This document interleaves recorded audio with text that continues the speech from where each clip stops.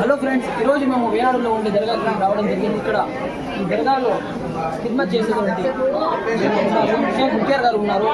వీళ్ళ మాటల్లో ఈ దర్గా చరిత్రను తెలుసుకుందాం రండి.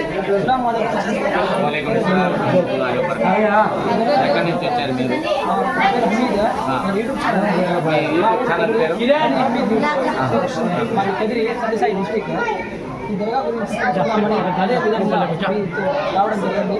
ఈ దర్గా గురించి చెప్తే బాగుంటుంది.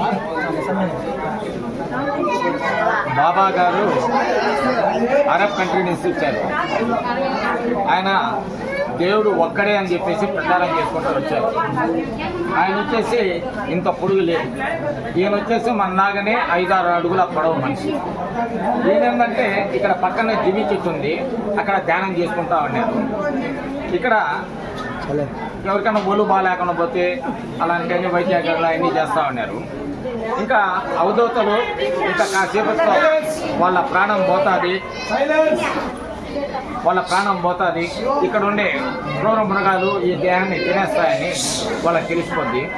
ఆ తర్వాత ఇక్కడ పశువుల కాపని పిలిచి, నాయన నేను గుంట తవ్వండి, నేను మట్టిలో కూర్చునేస్తాను, నా పైన ఇసుక కప్పేసేయండి, ఆ ఇసుక మీకు బొరుగులు చెనగలుగా అటుకులుగా అవుతాయి, ఈ తింటూ బొండి అని చెప్పారంట. ఆయన చెప్పినట్టుగానే ఆ పశువుల కాపల్లో ఆయన్ని సజీవంగా సమాధి చేశారు. ఆ బొరుగులు చెనగలు అయిన తర్వాత అది తీసుకొని తింటూ ఊళ్ళోకి వెళ్ళారు. ఊళ్ళో వాళ్ళు అడిగారంట, ఈ అడుగులో మీకు యాడ్ నుంచి వచ్చిందిరా అని చెప్పారు. ఈ విధంగా బాబా గారు ఉన్నారు కదా, ఆయన ఈ విధంగా చెప్పాడు, ఆ విధంగా చేసామని. సజీవంగా ఉండేవాడిని మీరంతా చేస్తారని చెప్పేసి వచ్చి తవ్వడం మొదలుపెట్టారు. ఇప్పుడు సమాధి 6 అడుగులే. 6 అడుగుల సమాధి తవ్వేటప్పటికి మళ్ళా జారిపోయింది కిందకి.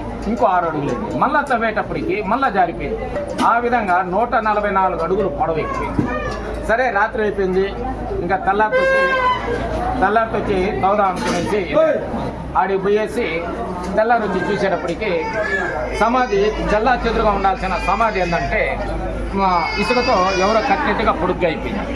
ఇంత రాత్రి వచ్చి ఎవరు కట్టేశారు అని చెప్పేసి మళ్ళా తవ్వడం మొదలుపెట్టేటప్పటికి వాళ్ళ ఎదురుగానే గొడ్లు పశువులు అవన్నీ వచ్చేసి తొక్కుంటూ వెళ్ళిపోయినాయి.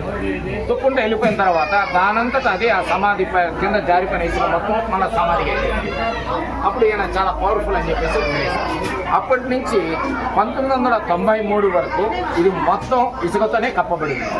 ఎంత గాలి వర్షం వచ్చినా కూడా పైనుండి ఇసుక ఒక్కరు కూడా కిందకి జారదు. ఆ తర్వాత మన మ్యూజిక్ డైరెక్టర్ గారు ఏఆర్ రెహమాన్, ఆయన ప్రాబ్లం ఉంది. ఇక్కడికి వచ్చి 41 దినాలు ఉన్నారు. వచ్చిన తర్వాత ఆయన ప్రాబ్లం క్లియర్ అయిపోయింది. క్లియర్ అయిపోయిన తర్వాత ఆయన కల్లో కలిసి చెప్పాడు, ఈ విధంగా నన్ను పశువులు గుడ్లు తాగుతున్నారు, ఆడోళ్ళు తాగుతూ ఉన్నారు, నన్ను సిమెంట్తో కట్టండి అని చెప్పేసి. ఇప్పుడు ఆ సమాధిని సిమెంట్తో కట్టేశారు. కట్టేసిన తర్వాత ఈ సమాధి ఇప్పుడు ఒక పేషెంట్కు ఆక్సిజన్ పెట్టి ఏ విధంగా అయితే ఊపిరి పీలుస్తా ఉందో ఆ విధంగా ఊపిరి పీలుస్తా ఉంది. ఇదేంటంటే అమాస్కనే కాదు, ఇప్పుడు మీకు నసీబ్ గన ఉండిందంటే ఇప్పుడు కూడా చూడొచ్చు అనమాట ఆయన ఊపిరి పీల్చుకునేది. అమావాస్య రోజు ఏంటంటే దాదాపు ఒక 15-20 వేల జనాభా వస్తారు. అదే ఆదివారం అమావాస్య రోజు వచ్చిందంటే చెప్పలేం, 1,00,000 మంది దాకా కూడా వస్తారు అనమాట. ఈయన గంధోత్సవం వచ్చేసి రబీయుల్ అవ్వల్ చాన్కే 6 అంటే 12 ఫత్కా మహినా అప్పుడు ఈయన గంధోత్సవం వైభవంగా జరుగుతుంది. ఇక్కడ ఏంటంటే ఒక ముస్లిం కూడా లేరు. మొత్తం ఇక్కడ వచ్చేసి ఎవరైతే సర్పంచ్గా గెలుస్తారో వాళ్ళ హ్యాండ్ ఓవర్ అనమాట. ఇక్కడ మొత్తం ముదిలియార్స్ ఉన్నారు, హరిజన్స్, గిరిజన్స్ వాళ్ళే మొత్తం మెయింటైన్ చేస్తూ ఉంటారు. ఇదేంటంటే సముద్రం చుట్టుపక్కల నీళ్ళ మధ్యలో ఈ బాబా గారు ఉన్నారనమాట. ఇప్పుడు గంధోత్సవం వచ్చేసి ఈ సంవత్సరం 2025 గాను ఆగస్టు 24వ తేదీ ఈయన జెండా శంకుస్థాపన చేస్తారు. ఆ తర్వాత ఆగస్టు 30వ తేదీ బాబా యొక్క గంధోత్సవం. చాలా సంతోషం. మా యొక్క క్వశ్చన్స్ అన్ని మీరు యూట్యూబ్ ఛానల్ ఓపెన్ చేస్తున్నారు.